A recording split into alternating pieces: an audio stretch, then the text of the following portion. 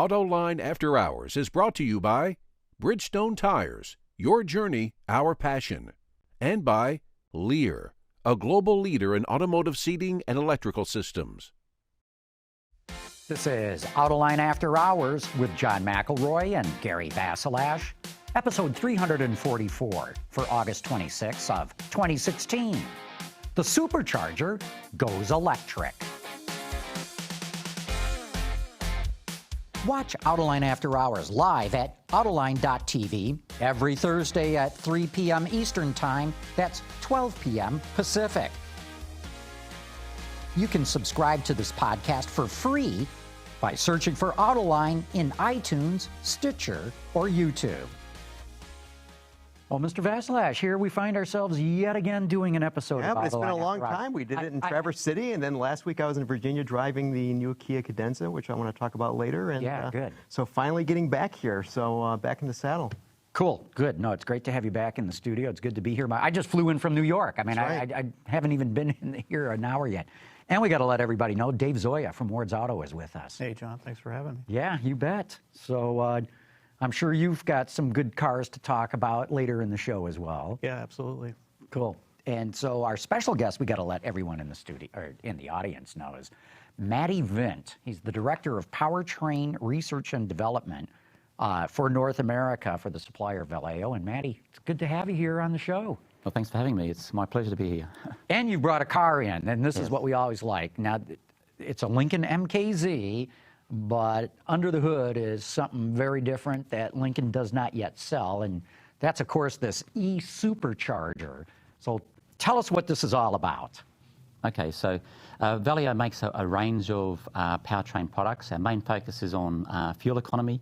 Now, fuel economy itself is a tough sell sometimes. So it's always nice to bring in fun to drive with fuel economy, and we believe the electric supercharger does exactly that. So this demonstrator vehicle is one way of showing the capabilities of electric supercharger, and there are many, many ways of using it, more than what we have in this one vehicle. But you know, I can talk about it on PowerPoints as much as I like, but the proof of the pudding, right, is driving. when actually having in a vehicle. Okay, so now we got to ask Gary, because Gary got a chance to take the car out and drive it. So what do you think? So when we got into the supercharger, now it operates at a lower RPM, right? It runs at the lower engine RPM. Right. Yeah. Right. But when it kicked on, it was very discernible. I mean, it was very nice performance. But it wasn't like turbochargers of old, which were like on-off switches? Not really, I wouldn't say. But so this is a turbocharged engine as well, right? It is, yes. So right. It's a 2-litre EcoBoost engine. Right. It obviously it has a turbocharger, and we think turbochargers are still the way of the future. I mean, downsizing engine is the future, and using turbochargers extracts that energy from the enthalpy from the exhaust, and that's the most efficient way of getting the energy. But turbochargers have issues, right? Turbo lag. I mean, historically, there's always been turbo lag, and the more you downsize an engine, the greater the, because you need to go to a bigger turbocharger, because you have to have the same performance. I mean, customers always expect the same, torque at the rear wheels for drivability. In fact, they want more year by year. So as you go to a smaller engine, you increase the boost pressure. That means a bigger turbocharger, which means more turbo lag. Also means you'll lose out on torque at lower RPM, which is very important because the other trend in the industry is down speeding. That is running, in higher gears as often as possible, so you get more in the sweet spot for the engine, lower brake-specific fuel consumption. So the electric supercharger provides that. Now this vehicle, it's a demonstrator vehicle. It's not how I would approach it if I was an OEM. With an OEM, I'd actually put a larger turbocharger in and then use the electric supercharger. But again, we're obviously cost constrained, so we chose to use the existing EcoBoost 2-litre engine with turbocharger and then put in the electric supercharger.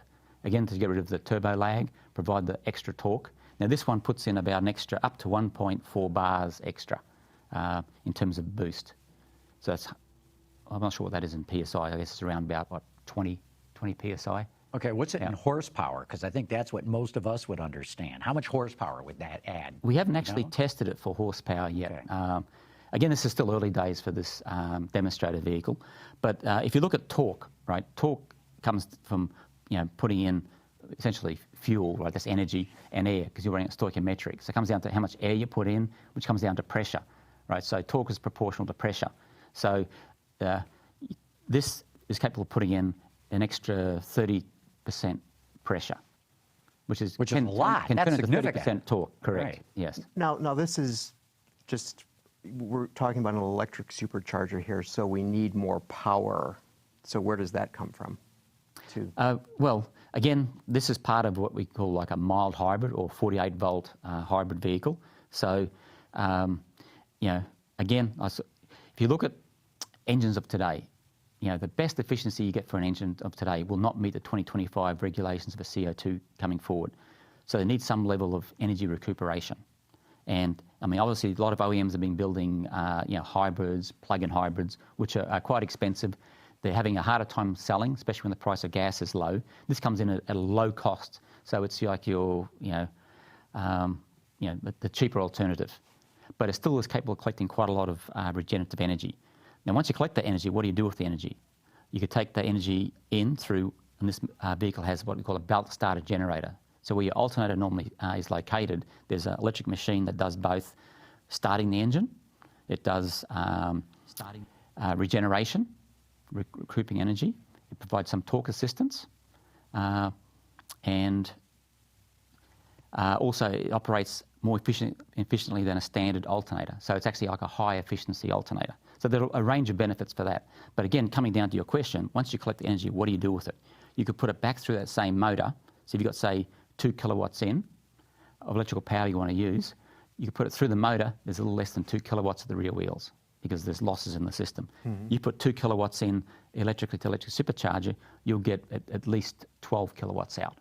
So it's reusing that electrical energy, which is the green part, right? And then using it in a way where it actually has the multiplication of power. So you're getting a lot of benefits there. You've got the fun to drive as well as being green in terms of lowering CO2. And once you have more torque there, you can look at doing lots of additional things to improve fuel economy, such as the down speeding, running at lower RPM. Because when you run at low RPM, you need higher torque on reserve. This torque on demand is very important. The electric supercharger can spin up to 70,000 RPM in 0.25 of a second. So it's very fast response. So you get the instant torque, which allows you to run at lower RPM, and it fills in the torque that's normally lost with the turbocharger at the lowest RPMs. So it provides a lot of advantages there. So you get on the throttle and it can spool up very quickly. It's like, in terms of being controlled, it's just controlled through software. I mean, you tell it what speed to run at, it'll go to that speed. Unlike a turbocharger, I mean, obviously it's based on the energy of the gas going through, which varies, and you have wastegate controls and various things to help control it, but it's nowhere near as responsive as the electric supercharger. So is the sequence that you're launching electrically, then the supercharger kicks in, and then the conventional turbo takes over? Is that how it rolls out, basically? Yeah, more or less, yeah. I mean, obviously, the driver still presses on the accelerator pedal. That's a torque demand in the system. So then normally the engine controller would control the turbocharger, and there's a delay getting up the torque. But in our case, obviously we see that the torque demand, we instantly spool up, we provide that instant torque, and then as the torque of the engine through the turbocharger starts to build up, we back off our system. So to reduce turbo lag, we only run for like 1 to 1.5 seconds of time.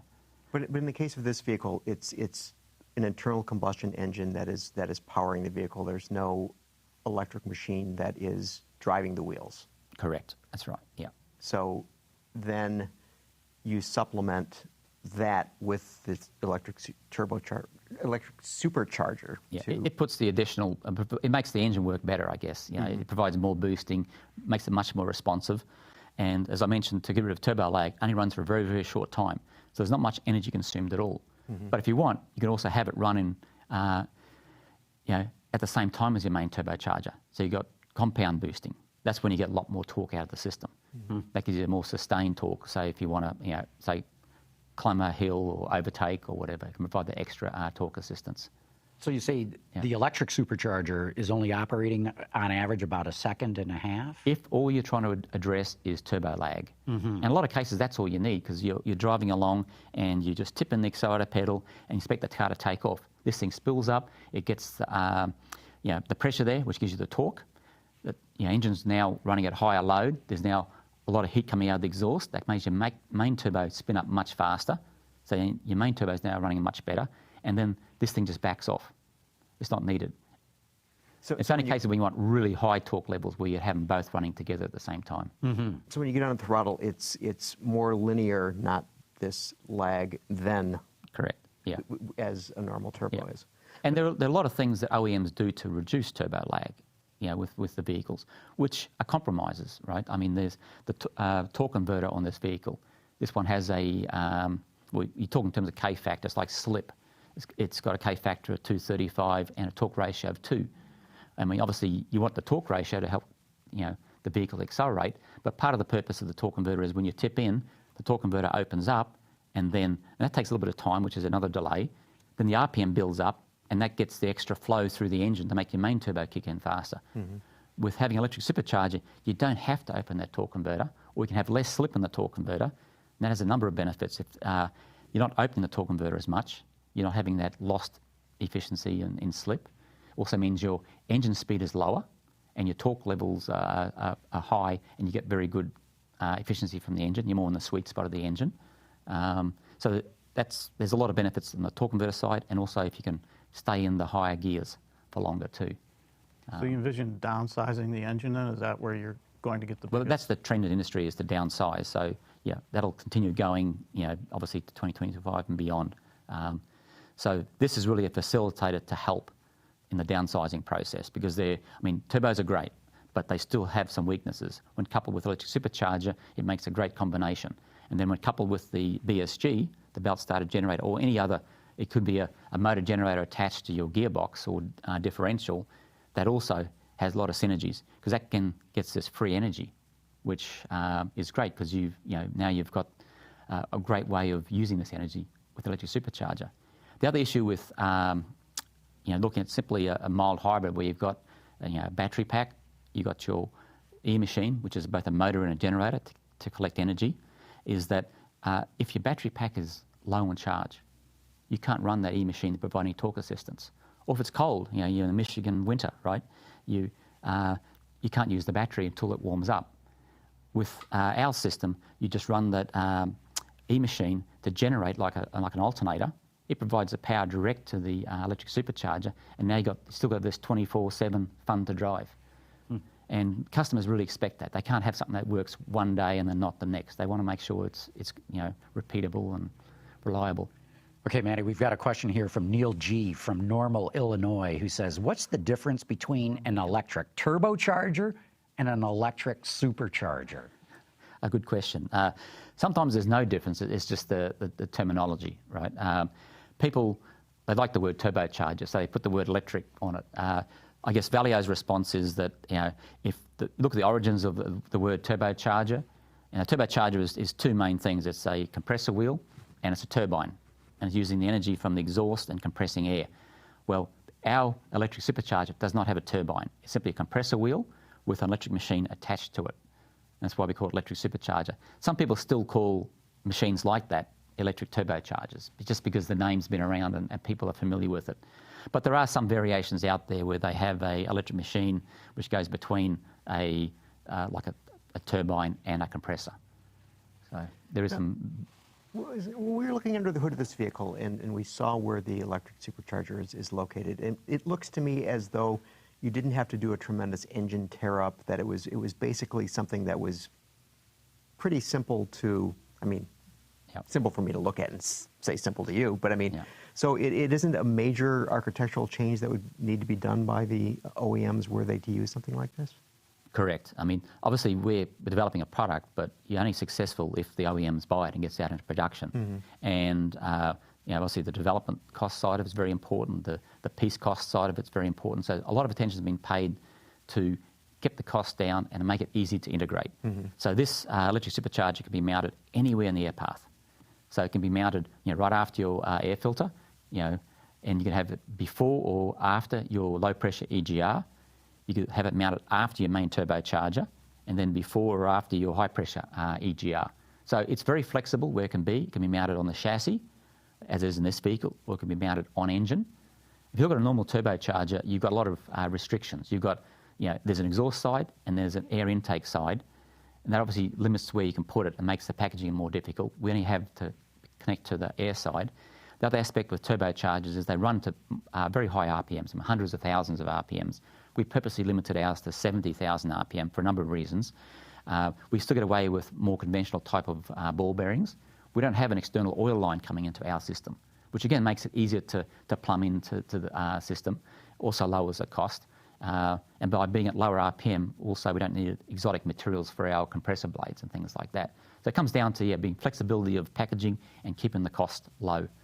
So how does it compare cost to cost? I mean, no wastegate, flexible packaging, no oiling, and the like. How does the cost compare to a regular turbo? Well, I can't talk about costs, but if you're looking at a electric supercharger, it's very similar to like an alternator. It's a rotating machine. It needs to go through a similar sort of assembly process, balancing and such. Mm-hmm. And Valeo is typically number 1 or 2 globally for alternator business. So there's a lot of synergies there. So we're bringing it down to almost like a commodity. So it's going to be very, very competitive pricing for that. Wow. But we see it as being, again, working with turbochargers. We're not trying to compete with turbochargers because, again, they get their energy from the exhaust, mm-hmm. Which is ideal way of getting it. So, but there are applications where we have the electric supercharger on a naturally aspirated engine. And it's just used to assist the engine run more efficient combustion cycles. So obviously you're very familiar with Atkinson's cycle. It's used in a lot of hybrids. Well, there's sort of an extension to that called Miller cycle. So it'd be supporting Miller cycle type combustion. And we should let everybody know too, it's in production right now. Audi has introduced this right on the Q7 in Europe. That's correct. It's the 2017 SQ7. It's a reasonable size SUV. It is a diesel engine. It's a 4-litre diesel engine. And it'll accelerate from 0, and it's European, it's 100 kilometres per hour, so 62.5 miles per hour in, 4.8 seconds. So that's pretty good. You don't think of diesels as being sports cars. I mean, this has got good acceleration. It's still 31.8 miles per gallon over the NEDC cycle. Mm-hmm. So you're getting the fuel efficiency plus the fun to drive. Mm-hmm. So that's quite an impressive vehicle.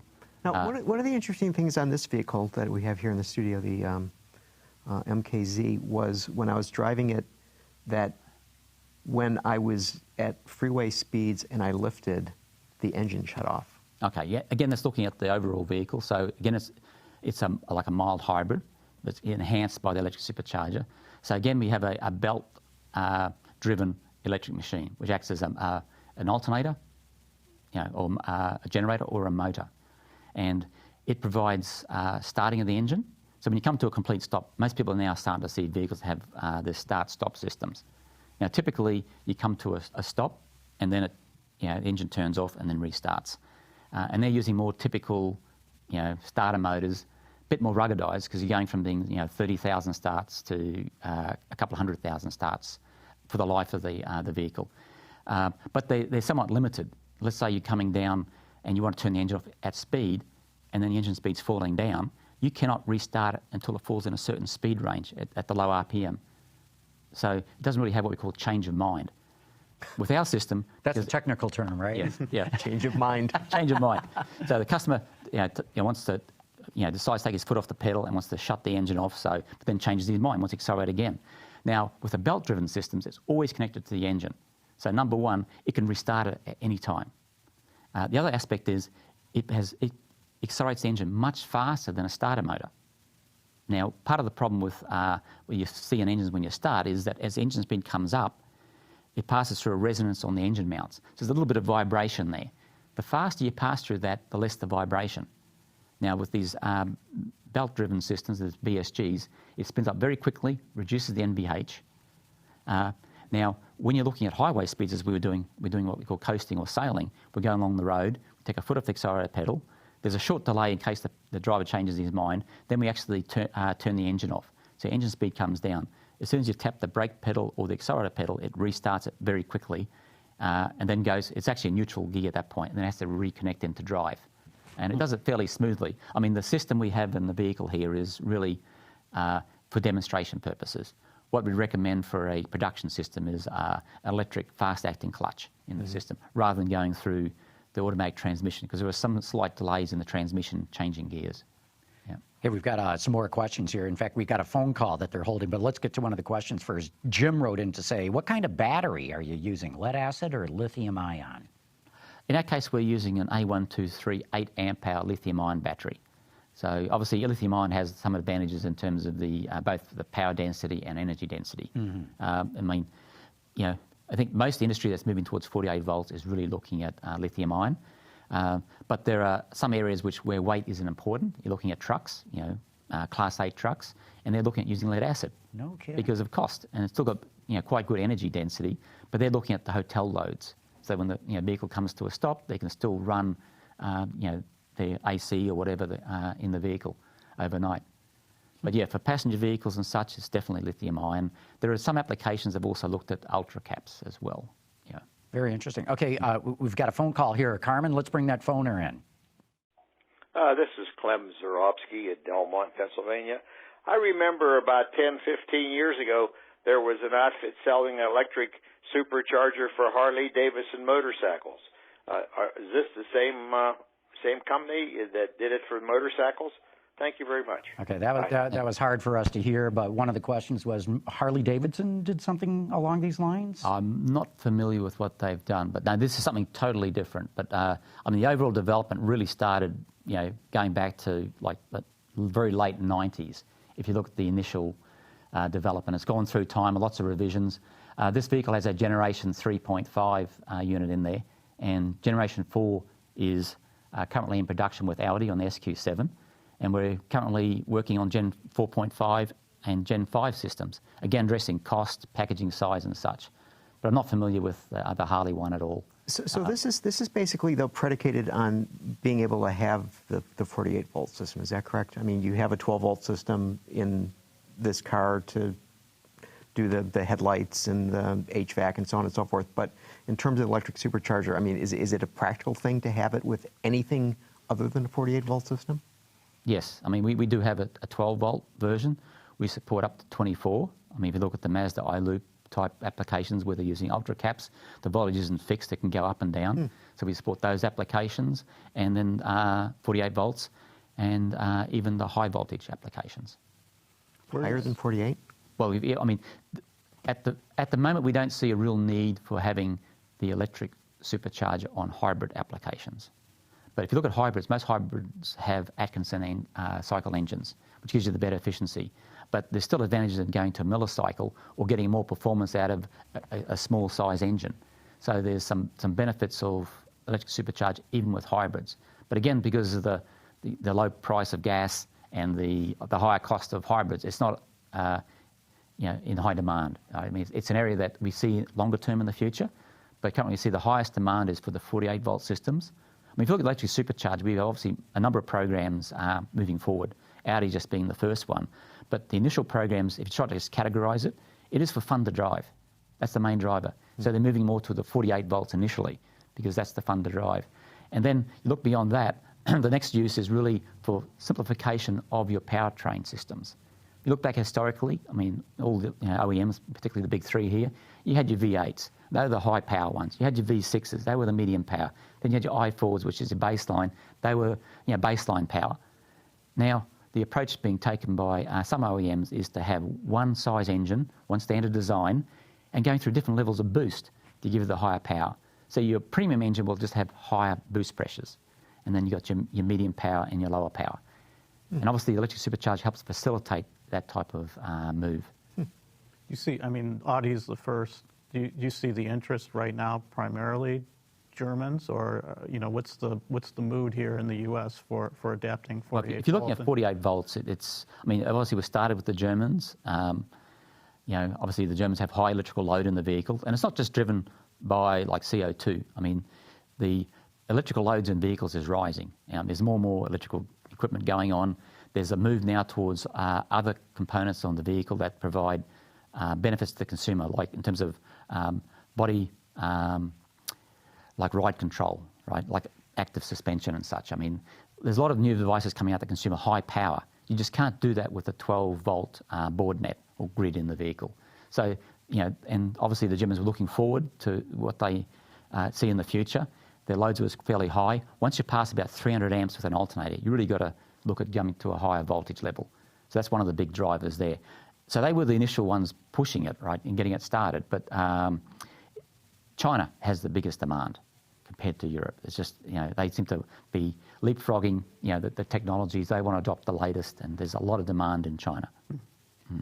We've got a couple of questions here. One came from Warren, says, what about an aftermarket solution for vehicles that are already on the road? He goes on to add, I have a 1993 Ranger that uses a calendar to measure acceleration. Sounds like the perfect application. Yeah. Obviously, within Valeo, we are looking at all options, right? But our main focus at the moment is to get out with the OEMs. And typically you find that in the development process, it goes out to the OEMs first and comes in the aftermarket. But Valeo does have a fairly strong aftermarket area for wipers and all sorts of products. So, it may come in the future. The problem, though, is that simply adding these things to vehicles, there's all the other things to consider, like the diagnostic side and the emissions side and things like that. So it's a bit of a nightmare there in terms of legislation to go through. So I'm not sure what's going to happen in that area. Steve B wants to know, how much does the e-supercharger system weigh? The electric supercharger, I work in metric, so it's going to be, around 2 kilograms or a bit less. So what's that? So about 4.5 pounds? Yeah, maybe, more or less. Nothing, really. That's pretty light. If you look at the total system with the 48 volt, it goes up higher. And because of the battery. The battery, yeah. The battery is what you probably call the weak link in any sort of hybrid. In mild hybrids, it's probably half the cost of the system. Mm-hmm. But there's been a lot of advances made in batteries, and prices are coming down. They are. Yeah. But if someone has a 48-volt system and they have your electric supercharger, presumably you can amortize the weight of the battery by using it for other applications. Is that so? Oh, yes. Yeah. The drivers for, for mild hybrids or any sort of hybrids, it's been CO2. It's to reduce the emissions. But there's a lot of other benefits there. Like I mentioned, the active body control. Other areas, customers aren't willing to pay for CO2 reductions. They will pay for things that they feel is a benefit to them. And PTC heaters, defrosts for your windscreen, your seat heaters. If it heats up 4 times faster, that's something the customers appreciate. So that's another major benefit of 48-volt systems. A lot of really, your heated seats will get hot faster. Much faster. Oh, yeah, I'm all for it. Yeah, and then ice off your windows faster. Yeah, much faster. So there's a lot of different benefits there. Things like the stop-start systems out there that do save fuel, but then if you look at summer in Arizona or Texas or somewhere, it's too hot. Your AC runs, so you can see a move towards 48-volt AC compressors as well. That means you'll really start to get the true benefits from these systems. So Audi has got it in the SQ7, as you mentioned. Yes. I've got to believe with you having this Lincoln development that there's going to be many more applications coming very quickly. Yes, there are a number of applications coming out, including 12-volt, but the first ones, as I mentioned, are the 48-volt systems. Mm-hmm. Yeah. 12-volt makes it, 12-volt, probably from what you're saying, not going to be around that long. No. 12-volt e-supercharger. No, we still see 12 volts as being there for at least a reasonable long term, right? If you had a clean sheet of paper and you had to start from scratch, you would choose 48 volts. You wouldn't go for 12 volts. But there's just so much legacy stuff out there. Is it worth the development cost to change everything from 12 to 48 volts? And the answer is, likely no, right? But any new devices or higher power consuming devices, yes, it makes good sense to convert to 48 volt. Again, if you get the current down and your voltage up, you reduce your losses significantly, you get better efficiency. So there'll be a move with all the high power devices like electric power steering and other devices to move those to 48 volt. And then you still have a 12 volt board net in the vehicle. So there'll be 2 systems in place. And you'll likely even see it with hybrids. You'll find there's going to likely be 3 systems in place, because there's still advantages with having 48-volt systems, even with a full hybrid. A lot of full hybrids now will start the engine using the Big E machine. But in order to do that, just like start a machine from, like stall conditions, it increases the size and the cost of your inverter, your power electronics. If you can start it with a 48-volt system, you can actually get some cost out in some places. So we think 48 volts is definitely coming, but we still see 12 volts as staying, but for the low power consuming devices. So it'd be a dual system. Dual system, correct. Yeah. When was, I know it varied regionally around the world, but when did the industry move from 6 volt to 12 volt? I want to say in the United States it was sometime in the 1950s.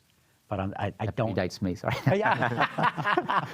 I've got a few grey hairs here, but But I guess the point is, at one point, the industry did make They a did. wholesale change, and I'm sure that was stretched over years. Yeah. But nonetheless, I think 48 volt sounds like the way to go in the future. well, it could. I mean, you find enough companies are willing to convert their products, but it's going to be very hard initially because it's the cost. Sure. Right. So those seat heaters need to be rewired. They're not the norm. Those wires will burn out otherwise, right? That's right. And like your HVAC fan, any sort of fan motors and that, you can reduce the power consumption there a lot. So there's a lot of opportunity to lower the energy consumption in the vehicle by going to 48 volts. Very interesting. Matti, Vint, thanks so much for coming on Autoline After Hours, and especially for bringing your car along with you. No, thanks for having us. It's my pleasure to be here and meeting you all, and I hope it was some use to your audience as well. Oh, I think the audience is fascinated by this. I know I am. So thanks again. Really appreciate it. Okay, no, sit tight just for the moment, because we're going to take a quick commercial break. We got a lot more to talk about when we come back. Lear Connexus offers a parental controls application with geofencing that sends notifications regarding driving behavior and location, including curfew alerts, acceleration alerts, and speed alerts. All delivered to a smartphone application that includes vehicle location, driver notifications, and a report card of driving history, including notifications when predefined geographic boundaries are crossed. For more information, visit Lear.com.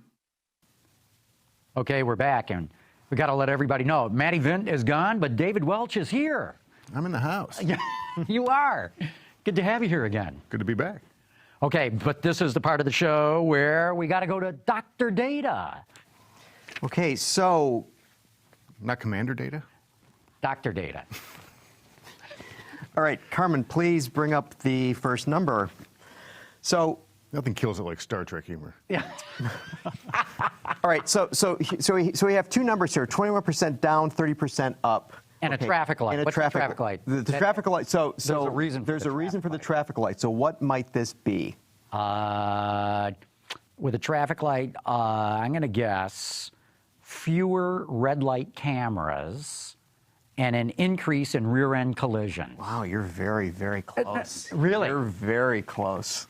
Okay, so let's bring up the next one. Okay, so they ran a study to see what happens when they have the red light cameras versus when they don't have the red light cameras, right? So they had them and then they took them off.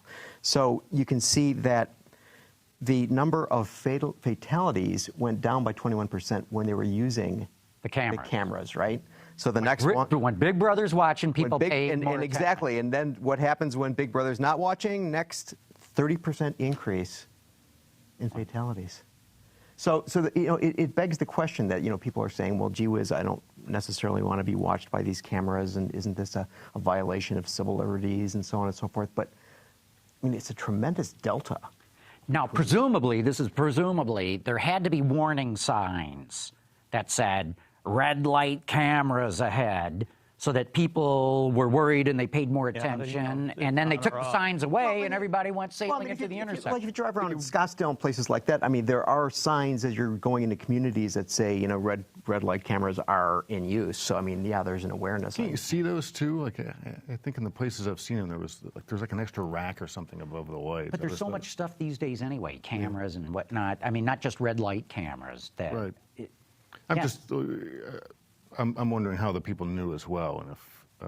I know in a lot of communities, like Gary's saying, they had to have a sign that Right. said, So there's hey. a big sign that says, Right. if you run this. It's probably not like a big arrow though, going, red light camera here. Yeah. But I mean, I guess you're used to. But I mean, You'd have to make a sudden decision though, like, oh, camera's off. I can run the light or whatever, right? Yeah, I mean, so I mean, but isn't it interesting that because you're watched, your driving behavior changes so significantly, and in this case, so unfortunately. Well, think about when you're driving and there's a cop just coasting along the highway, and you were. Everybody hits the brakes. Everyone slows down to the So they limit. drive better. You're doing 72 in a 70-mile-an-hour zone, and you see a cop, and I don't know about you guys, but I kind of slow it down to like 65, right? I don't want anything. Idiot! That's not what you do. I'm a little. John speeds up. I'm a little paranoid. No, I'm with you 100%. Same reaction. I don't go down to 50 in a 70-mile-an-hour zone, but like 65. Well, everyone else is doing it too. I slow down from 80 to about 74. Really? Yeah. Well, number one, the typically. speedometers are not that accurate. They're off. So when you think you're going 80, you're probably going 77. Anyway. I've always wondered if you have your nav system like Waze has your speed, it's always like 3 mph off of what my car's odometer says. And that's faster, not just faster or slower, doesn't it? Waze says I'm going slower. And that's not just my own car. It's been with test cars I've been in as well. So I can't figure out if it's something with their software. Latency in the signal getting back and forth. Something. Or they're predicting, right? Maybe it's predicting where I'm going to be and adding speed on or something, but it's like 2 or 3 off. Interesting. Well, I know depending on the model and definitely from manufacturer to manufacturer, there's a wide discrepancy in what the speedometer says and what you're actually doing. In fact, I've seen the difference in a lot of cars where, like, you have a head-up display that's got the electronic readout of how fast you're going, and then you look at the gauge, the speedometer in the instrument cluster, and the electronic stuff always looks slower, or I should maybe state it the other way. Your needle on the speedometer always reads higher than what I see with the electronic readout with a HUD. I'm not sure that'll help you if you go to fight a speeding ticket. No, it won't.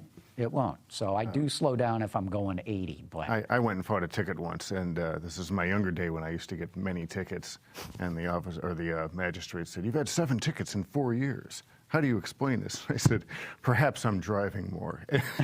How'd that work out for you? That's good. So you mentioned before you drove the Kia Cadenza.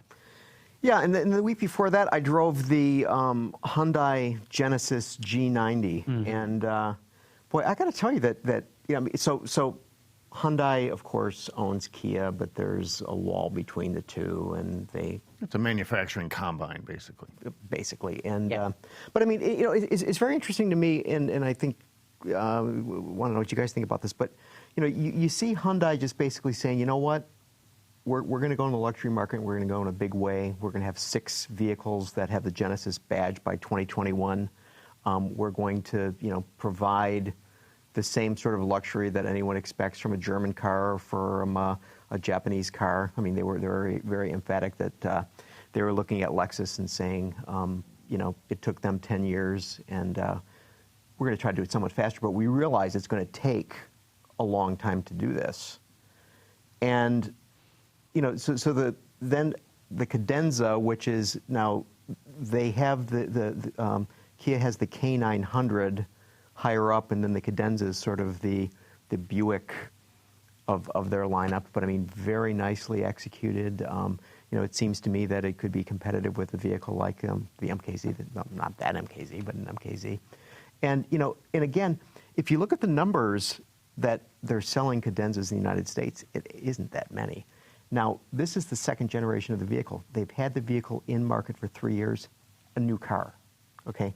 Not a refresh, it's a new car. So, is this a company that is really going to be on the move in terms of trying to take more and more market in the U.S.? And you think about Kia was, in J.D. Power IQS this year, it was the #1 brand, which is the first mass market car in 27 years to take the #1 spot. The one before that was Toyota, and they've been measuring it only for 30 years, right? So, I mean, what a remarkable change. No, that's incredible. It really is. And they beat out Porsche. Yeah. Kia did. Yeah, everybody. So, right. But, I mean, Porsche had always been at the top of that list. That's why I'm mentioning them. But, no, it's interesting because I just got back literally a little over an hour ago from the U.S. launch for the Volvo S90. And this is their flagship sedan. This is their big foot forward. And I had not driven the Genesis G90, but several of my colleagues who were on this trip had driven it, and they were like, that Hyundai's better than this Volvo. So, to your point, yeah, Hyundai and Kia, they're really good. It's going to be a question of how quickly they can get people to look at the brand and pay big money for those cars. So look, there's something else that's been going on with the Koreans and this was happening more in the 2000s. But remember, they were going upscale, the cars were getting bigger, and they were starting to make, Genesis, not as a separate brand, but Genesis kind of stuff. And in a way they had to, because at least during the 2000s, the way the union contracts in Korea worked, they would negotiate wages one year and benefits the next. And their costs kept going up. So it was no longer the dirt cheap place to produce. So what do you do when your costs go up? And unless you can find a way to push them back down, you have to sell more expensive cars. And that's why they were, Hyundai over the course of that decade went from being, the cheap version of anything to kind of priced right on Honda and Toyotas, are pretty close to it. And now they're pushing into the luxury market. And look, that's where the money is. When GM said they were spending $12 billion on Cadillac over the next 5-6 years, President Dan Ammon said that luxury's I think he said was 12% of global sales and 50% of profits, or some really big number like that. Right. So everybody wants a piece of that. If you only sell a few, you still make good money, if you sell enough to cover the cost of everything you had to invest. Well, this sort of raises a question. You mentioning Cadillac, and the thing that sort of occurs to me is that right now, with the exception primarily of Escalade, that Cadillac sales are struggling here. And part of that is arguably pricing, because I think we've all driven the ATS and the CTS. And they're really fine cars. but they're priced like a BMW or priced like a Mercedes.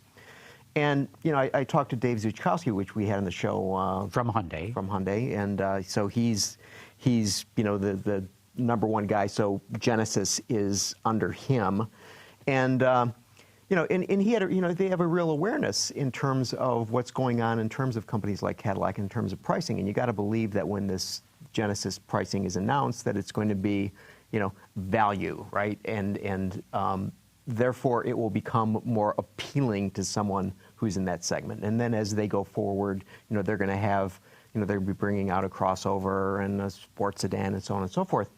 So, what does that do to the comeback of Lincoln? What does that do to the sales of Cadillacs when you suddenly have this new player in the mix?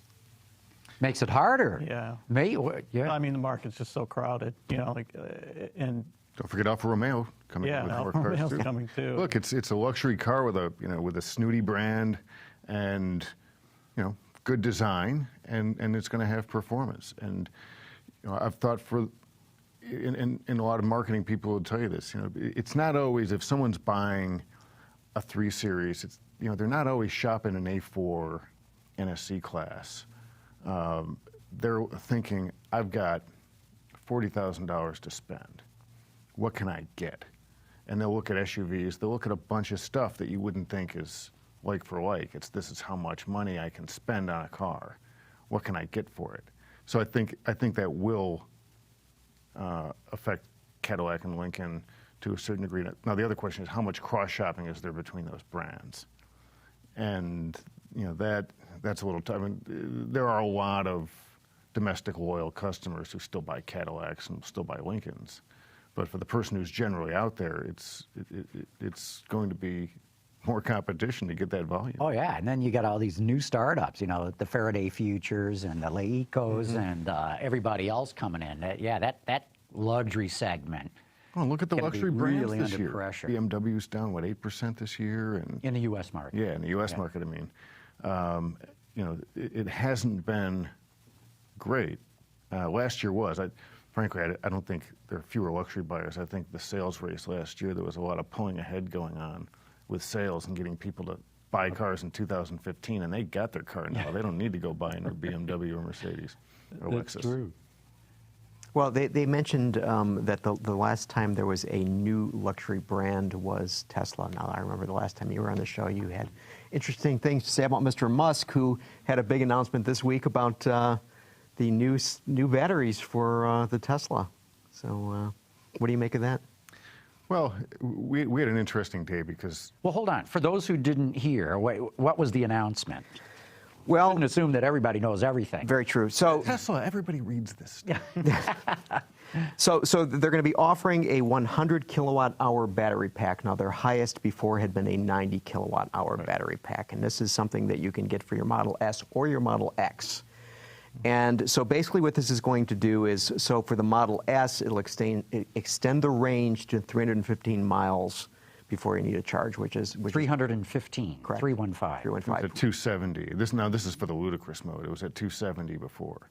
And the 0 to 60 time goes from 2.8 to 2.5 seconds. Yowza. Right. That's good. And then they're saying that the LaFerrari and the Porsche 918 Spyder are the only two cars that were faster. And they also pointed out that both of those cars had very limited space, and as we know, the Model S can, take luggage and people and animals and God knows what else in it. You can have the rear-looking back seat too. That's true, and even more people.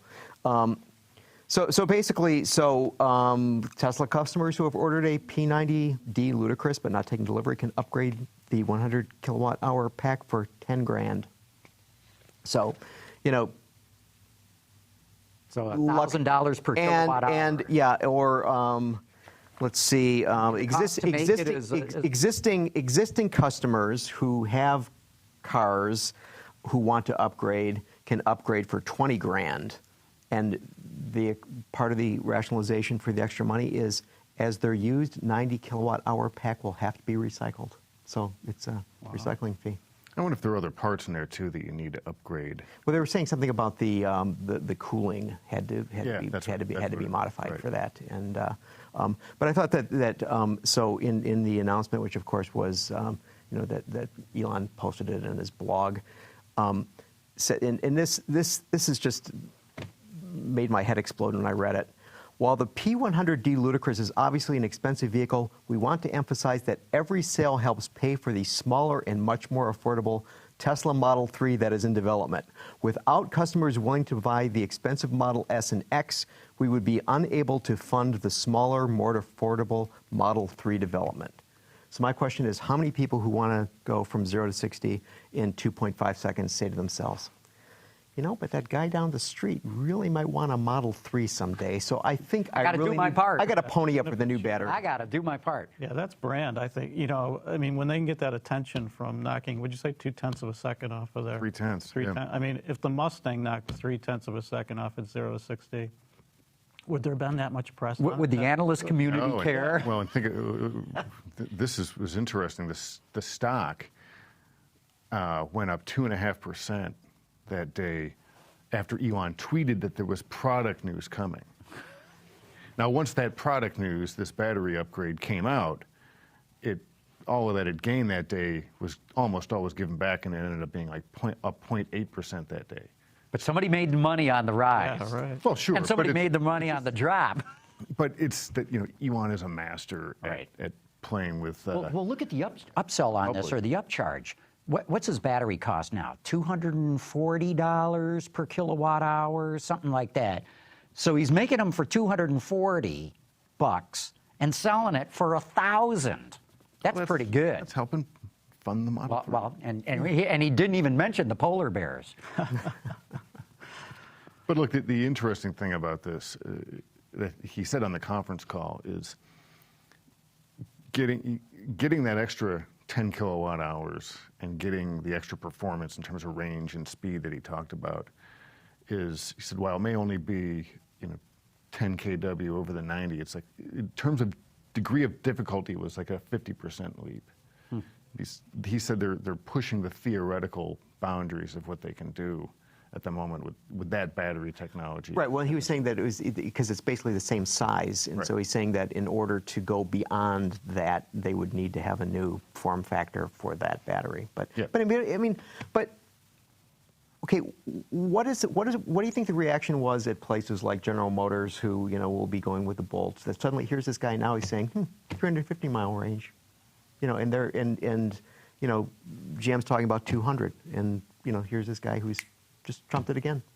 Well, when GM says 200, I think it's more like 240.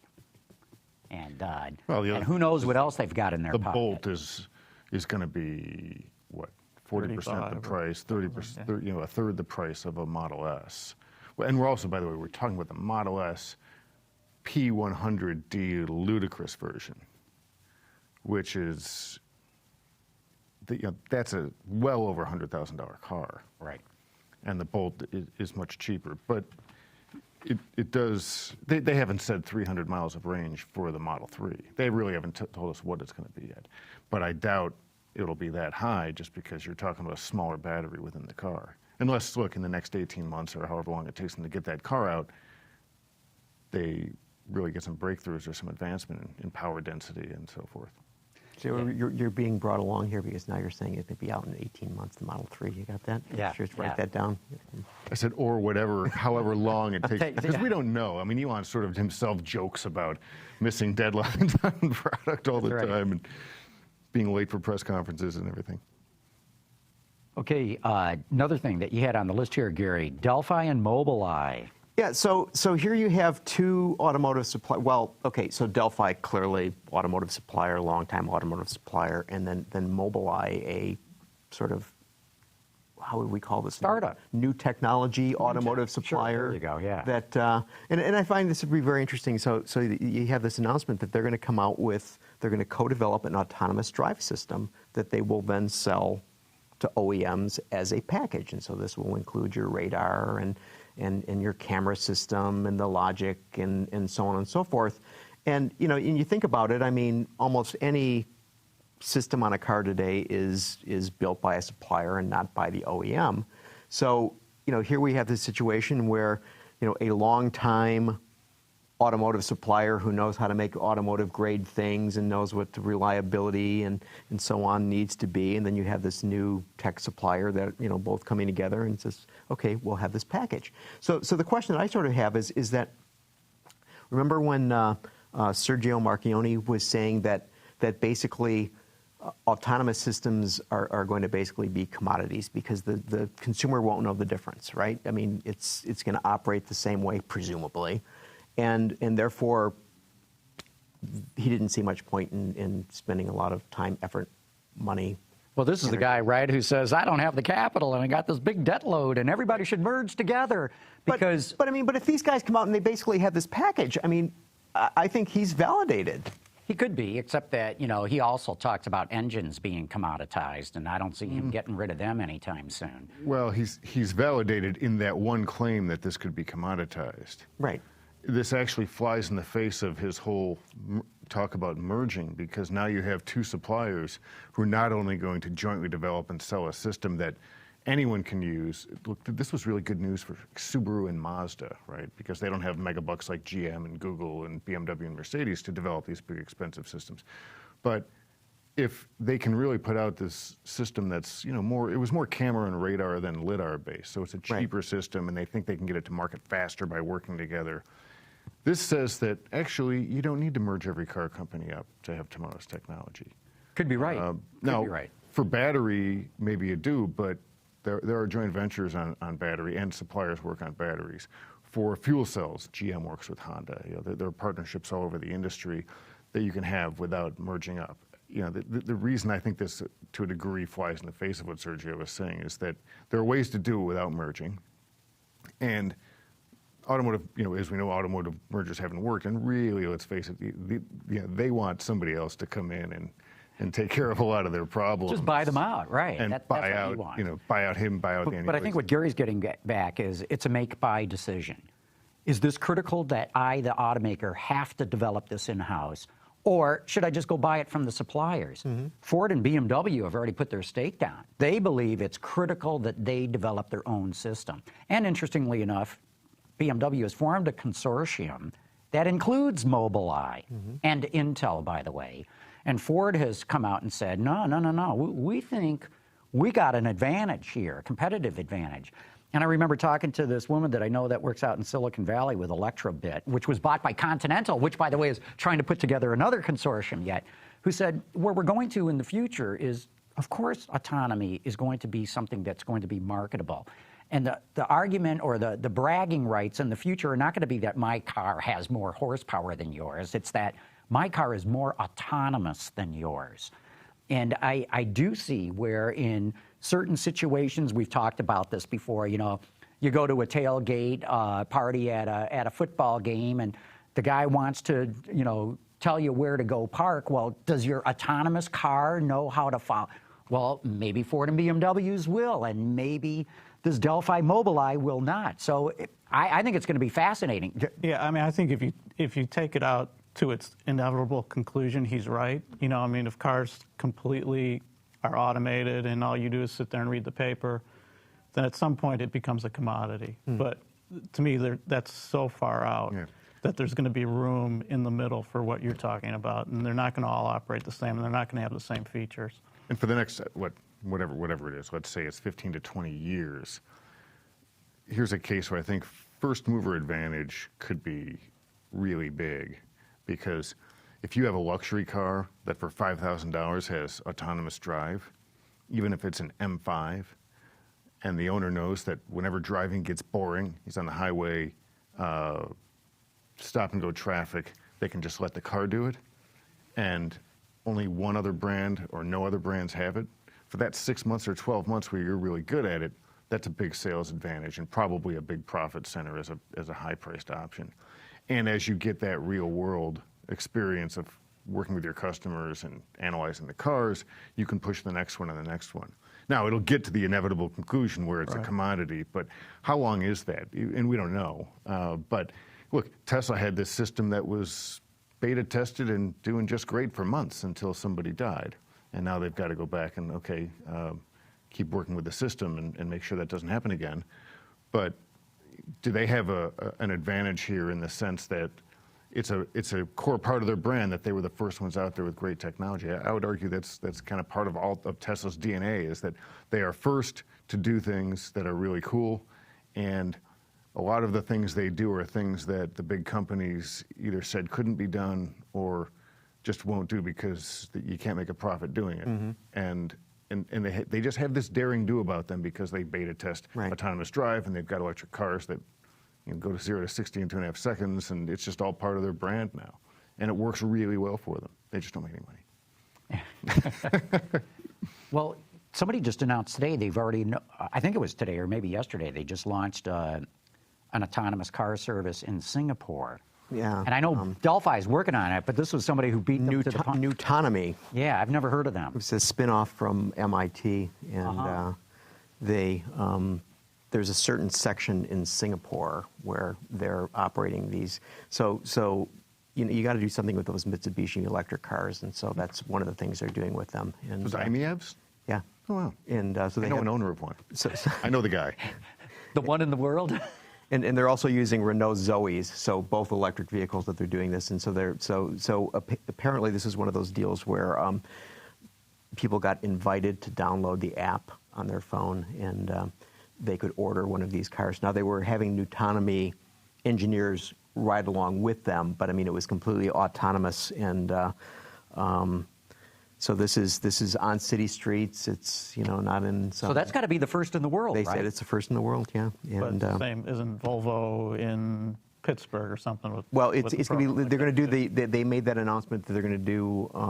They're going to do the Uber thing. Right. And it's going to be like later in the month, they said. And so these guys basically Later, what, in the month? This month? I thought it was this month. Yeah. Okay. And So Singapore is a good place to try it because it's one of those super congested mega cities. right, and it's not very big, so you can map the hell out of the place and Right. have everything. Even though I know they're not going to go all over the city, they're on very specific routes, and I know that's what Delphi is going to do next year there. So according to CEO and co-founder of Autonomy, Carl Ingemeng, I can't pronounce his name, Autonomy's first in the world public trial is a direct reflection of the level of maturity we have achieved with our autonomous vehicle software system. The trial represents an extraordinary opportunity to collect feedback from riders in real-world setting, and this feedback will give Autonomy a unique advantage as we work toward deployment of its self-driving vehicle fleet in 2018. Yowza.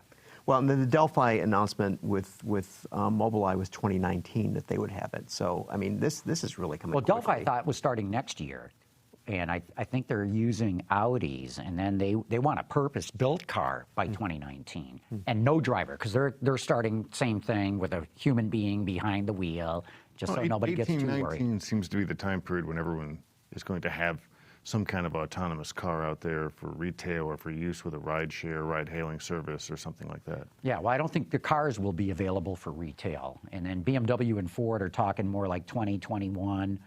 Right. I think retail sales, where any of us can go buy one, we're probably talking somewhere after 2025. I agree, but I think you'll see autonomous, semi-autonomous options that have pretty good capability by 18 or 19. Mm-hmm. Cadillac's already going to have their option, but they're still saying you need your hands somewhere around the wheel. You can kind of drive like this. Yeah, I don't get it. To me, that's the dumbest thing. Here's a car that can steer itself, but you better keep your hands on the steering wheel. What's the advantage? It's for the 35 to 44-year-old air drumming market. You might have nailed it. That might be it.